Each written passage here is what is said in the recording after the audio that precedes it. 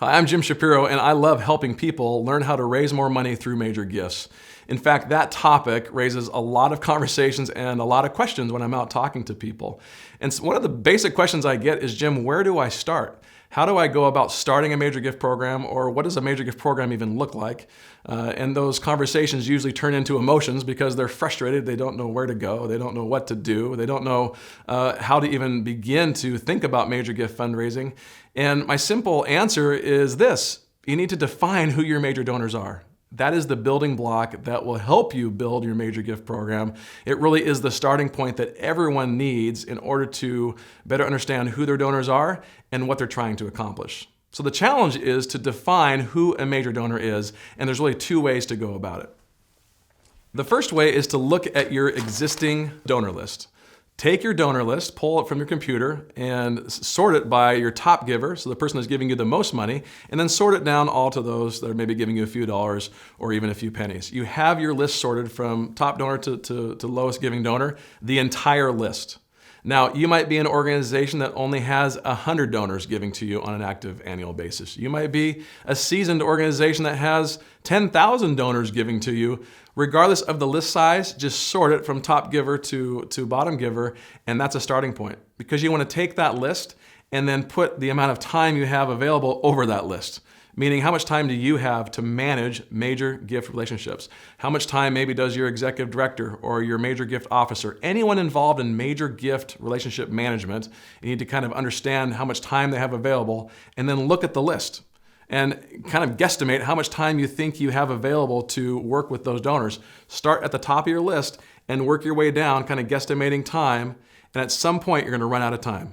You're not going to have enough time in the day to cultivate relationships, to meet with people, to write thank you notes, to do phone calls, all the things that we know it takes to be a great major gift fundraiser. You're going to run out of time.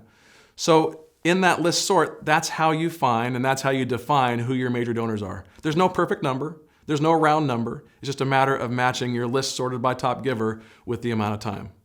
So let me give you an example. Let's say you only have 2 hours a week to work on major gift fundraising. And let's say you have a list of 500 active donors that you sorted by top giver to bottom giver.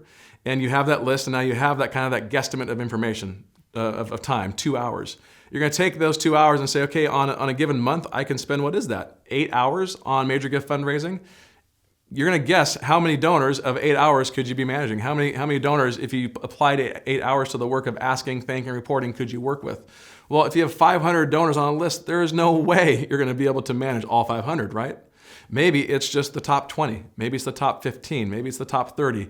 There is a little bit of guesswork, but you can do a pretty good job when you look at your time, you look at your energy, and when you understand all it takes to become a great major gift fundraiser, how that 8 hours can be applied to the top portion of your list. My guess is you can probably manage 20 to 30 major donors from that list. So that's how it works. It is a little bit of guesswork. You test it and try it over time as you apply your 8 hours to your top end of your list, and maybe you find you can manage more. Maybe you find you can manage less. That moves the bar a little bit regarding who your major donors are because they're under management. Okay, so hopefully that makes sense. That's a little technical way of going about it, but it works because it really matches your time with the donors available. Okay, there's another way to go about it, and I'm going to share that with you as well. The second way to go about it, the other way to go about it, is to really pick a number. I see a lot of organizations that say any donor that gives us $1,000 or more in a given year, that's going to be our major donor. Others have made it higher. I know one organization that had $5,000 givers, and they said those are going to be our major donors. Well, that meant someone that gave $4,000 or $3,000 was not going to be treated like a major donor. That's a pretty extreme example. But again, no matter how large your organization is, pick that number. Pick a number that you're going to treat them in a certain way. Anyone who gives you $1,000 or more, as an example, could be someone that's going to receive a phone call, receive a handwritten note. You're going to try and get in front of them face to face. There's a little bit of kind of guesswork there as well, but just pick a number and run with it. And then as you build your program, you're going to have to do some of this kind of evaluation over time. Is this working? Is this number right? Do we have enough time, enough human resource to be calling on those donors in an appropriate way from a major gift level? Regardless of which way you choose, at some point you're going to run out of human resource and time. And that's why it's important to have a mid-donor and mass donor program. We're not talking about that right now, but that's where those folks should end up with great direct communications. But at the end of the day, if you truly want to build a major gift program, start a major gift program, improve your major gift program, it comes down to identifying who your major donors are. So hopefully you find these two techniques helpful, and my challenge to you is to now go define your major donor so that you can build a plan that works.